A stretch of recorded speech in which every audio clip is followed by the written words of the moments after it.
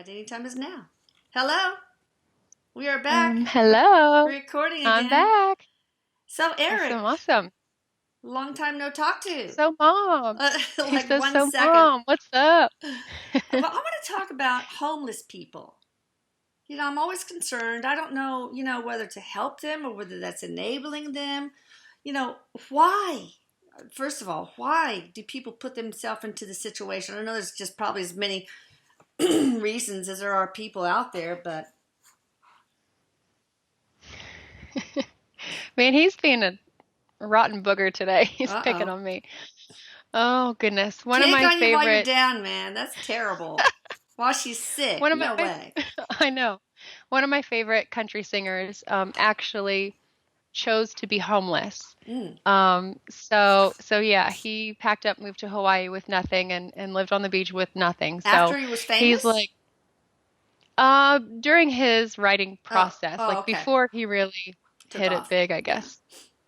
And Eric's messing with me because like he's like, let's talk about your crush, your homeless crush. What's his name? Well, he's not homeless anymore. Kip Moore, like him and his best Oh, friend. that's right. You've talked about him before. Yeah. Okay. Yeah, I have yeah. to check I'm him not really. out. Yeah. His story is very spiritual. So anyhow, they lived on the beach in a hut. Wow. So yeah, pretty cool story. But anyways, let's talk about the homeless. He gets real soft and very sincere Mm. in approaching this topic. Um, he says, well, there's a few. Well, that was a good one. I swear, it's so disgusting. Oh, but he says, there's there's a few ways to look at this. He says there are people that come in and this is a part of their contract. This is their intent to live this way and experience this, whether throughout their most of their incarnation, throughout their life, or just for a brief period. Mhm. Um, so homelessness in itself, he's talking about perspective, brings up a whole new perspective. Let's start with goodness. He says, let's start with the ones that um, choose this coming in as their experience. Sometimes, based on free will, it's completely unexpected and temporary. But the ones that know, and he keeps pointing to, he keeps showing me image of the lady that lives in front of the White House, Okay. um, wanting to use her as an example. Um, a part of the thought process for these folks, he says, is it's kind of like, oh, this is hard to say. Like they think they're proving a point Mm. to, especially her, to the public or society. But what's really happening is she's doing this to teach herself. She's trying Oh. to prove a point to herself, and in that, it kind of goes back to that acceptance thing that he was talking about. She, I don't know. I don't want to pick on her because I No, don't know go her, ahead. It's but okay. She probably does not have a computer, so she won't be watching YouTubes. She's just out he there working on says, her tan. yeah, he says that um, she's deliberate in her actions to maintain homelessness Mm. because of thinking it's going to change something or prove a point. But what's really happening is she's not accepting something within herself. But this kind of goes back for her to, he says, past life events. Um, and sometimes coming into this incarnation, um, having not healed from that lack of self-acceptance Mm. is kind of like people want to come into it the hard way. They want to regain that self-acceptance the hard way. Homelessness being one of the ways they can do that. Mm. So emotionally, what you do, what you go through, what you learn is complete self-dependency. Yeah. He says you're forced to depend on yourself. Now, there are many homeless people that depend on donations Yeah. or what have you, but still, in your day in and day out routines, you are forced to look at yourself and depend on yourself to get through each day. So he just keeps referring to past lives. This is a lot of times linked to past Oh. lives. And So are you saying it's about you didn't learn self acceptance in a life, so you're coming into this one to learn self acceptance, like drinking water from a fire hose, baptism with fire, like this will really, and you have to accept yourself fully because you are going to be more dependent upon yourself. Is that what you're saying? exactly the part where you said you have to be more dependent on yourself. So, and again, it forces you to accept things that aren't in your control or don't seem to be in your control, um, as being a homeless person. So if you're having to eat from maybe unclean places or drink from unclean places, that's forcing you to accept, to look within, to rely on yourself, and to accept things that in other circumstances you didn't accept about yourself. This is more emotional. This is more of an emotional learning process, um, because oftentimes people that have experienced homelessness or are going through it, he says, um,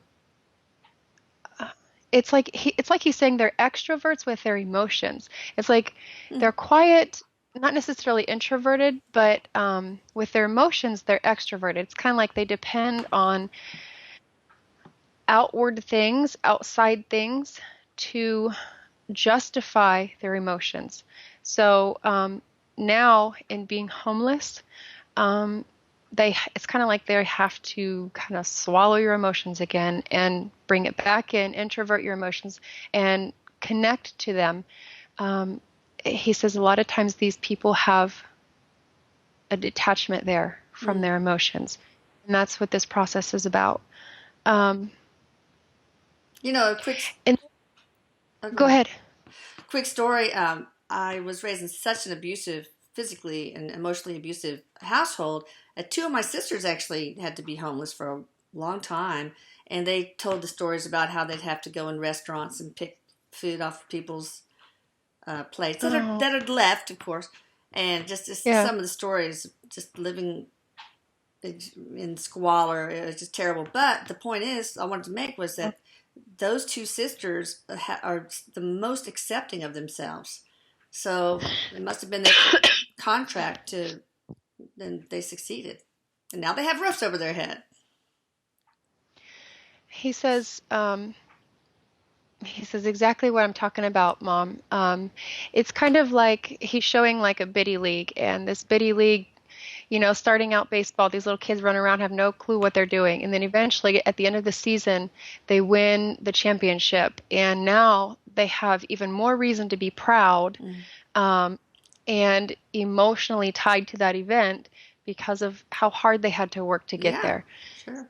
Um, then he's starting to talk about when people are um, kind of when free will leads to homelessness. So again, like in your sister's case or other people, maybe you make decisions based on free will, and that leads you to getting evicted, and all of a sudden you're homeless. Mm. Um, Mm. that's more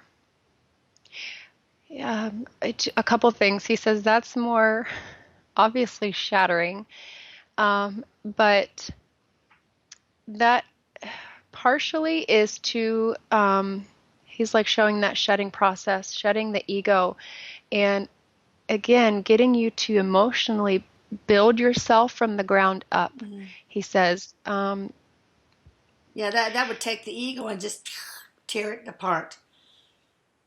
that's what he says. It's kind of like, man, he's just like talking about so much stuff. He's Slow just down, going Erik. off. Slow Yeah, he's down. like, well, it's kind of like when you lose a job or you get demoted too, and it's kind of to part of it can be to break down that ego, Mm. and because a lot of times when you're encased with ego, you're not as connected to your emotions, you're not as True. connected to who you are, Or other um, people. and he says therefore leading to he's acting like a professor. He He says, does that a therefore, lot. leading to um, a decreased ability to have a sense of awareness about you, Mm. awareness about your emotions and how you connect to your environment. So he says, as this happens and as we approach, okay, he totally just wants to change the subject, not the subject, but what he's talking about. He says, then you got those people chasing their wild, crazy dreams that live out of their car for months Mm. because they just want to hang out and go to auditions or whatever. And um, he says, chasing the dream. Sometimes people um, can experience homelessness in that too, but that is the big reason for that is to help you. And he's like slowing down when he says this, help you maintain humility and understand what humility is. Because again, this is like the theme of the day. If you carry that within you, you're more connected to your emotions. And he's pointing to you. He says, maintaining a higher ability to stay connected to your authentic self. He says, many circumstances in life can throw you into, whether you choose or whether it's based on free will, can throw you into experiencing homelessness. Well, So, mental illness too is a big factor in a lot of homeless people. Those mentally ill, they fall through the cracks. You want to speak to that at all? um, he says, yeah, he says, I'll definitely talk about that. That is often due to fear, not fear of the person, not fear within the person that's mentally ill, but like nobody wants to take them in. Nobody wants to Mm. have them around because they're afraid. I don't know how to help them. I don't know what to do, or I can't help you. He says, but oftentimes, this is interesting because I just had a client yesterday experiencing this. Um, Oftentimes, people who are mentally ill and going through their illness and experiencing homelessness, oh, this is fascinating. Mm. He's referring to like schizophrenia and like bipolar or multiple personality disorder. Mm-hmm. Um, Those are all uh, different, but very yeah, common in he says, homeless people. but what happens is through homelessness, um, what homelessness does is, again, forces you to rely on you. And so, in that, I can't, he says, I can't speak truthfully in saying that it helps with the illness, but it helps them connect to them.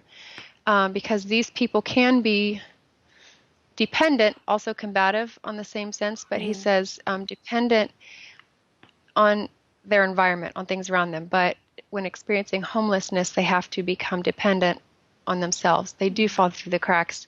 He says, and he gets real serious. He gets like right up in the camera. He says, and that's a damn shame. Yeah. He says we need to um, break the mold and not be so fearful of and not putting these people like under a stigma.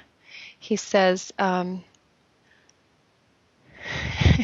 he says, just because somebody's bipolar doesn't mean they're not capable of carrying on a conversation Mm. or having a normal day just like you. They just deal with it differently. They go through it differently and they process. Excuse me. They process differently. Yeah. He says, so it's no, to Erik, he says, to me, it's no different, like living with somebody with a mental illness. He says it's no different than living with somebody who's just different than you. But it is But we don't see it that way. it is alienating. I mean, you experienced with your bipolar disease, you experienced a lot of alienation from people. So, That's what yeah. he says. Even though he says they're no different than you, a lot of times what you see is those people introvert because they feel like nobody understands them, nobody can relate to what they're going through. So they introvert, and they also kind of, it's like they depend on the people around them and their environment, but somehow they still introvert. And it's also fear on both parties. He Mm. says person who's mentally ill is fearful to engage. He's like going way off the subject, but he says they're fearful to engage, and caretakers, people around them, are also fearful to engage because they're afraid they might trigger an Yeah. episode or say something wrong. But he says, anyway, getting back to um, why these people fall through the cracks is because of that fear. Oftentimes, they push people away, they push help away, thinking, well, nobody's going to understand me anyway. Um, But sometimes we help these people get help, and they get into a halfway house or whatever. They set them on the road to whatever. They find a job, and they end up falling right back in. It's almost like they want to be homeless. Some of them, that they prefer that. They go right back to becoming homeless, to being homeless. he Do says some of them like it? he says it's easier for them. For some of them, it's easier because being a part of society, sometimes, depending on your mental illness, still feels dysfunctional to a mentally ill person. Yeah. So being in a job and having expectations of you, to that mentally ill person, it feels dysfunctional. It feels like, so he's saying the homelessness is I can just be me There's no in that. expectations on you when you're homeless. Exactly. That's a plus. I can just be me and I don't have to combat anybody. I don't have to worry about dealing with people. Yeah, it all So boils down to that's survival. That's it. Just the very basics of survival. exactly. He says that's when you really see people, depending on how ill they are, that's when you really see them alienate themselves Mm. and introvert because one, they think there's no help. They think there's no hope for Yeah. help. And two, even if they have help and go through it, they're still convinced that people don't get them or people don't Yeah. understand or can't relate. So, depending on the level of severity, he says you'll see people that intentionally alienate themselves because to them it seems easier Mm. to be by themselves, and even homeless. Well, real quick, because we don't have that much longer on this topic. Um, is there anything that we are meant to learn from hopelessness? Number one, and number two, how can we help them? How can we, as individuals, not as society, but how can what can I do? I mean, when you were little, Eric, we used to have the every Christmas pass out, mittens and jackets and caps to the homeless around us in our neighborhood. He Um, says the two best things you can do. Um, he says the first thing is just love and accept them. If you see them on the street, don't kind of snark and make a face and think, "Oh my oh gosh." He says no, instead, give them love, show them support, ask them if there's anything you can do for them at that time, um, and don't be afraid of them. He says oftentimes so many people are just afraid yeah, to approach them. I myself have approached many homeless people just to see if there's anything I can do for yeah, them at that time. And he says, the biggest thing that you can do is break down your fear. Don't be afraid of these people. They're people just like you. mm, And then just kind of building on what he was saying and what you said, ask if there's a way you can help. Don't hesitate to give love in that respect because Erik says, in the end, looking back, would you regret having helped somebody? He says, most likely not. So do it for how it will help heal you and help heal them. It helps them maintain hope and it'll help you grow too. So whether it's donating items, food, money sometimes, I'm afraid don't to be give them afraid to money. step in. Sometimes I'm afraid because what if You they know, have a coke habit or they use it on alcohol? Then I'm contributing to their alcoholism or their addiction or whatever. that's what he said the first time. He said, "Don't worry, I'm not going to tell you to get your pocketbook out." Mm.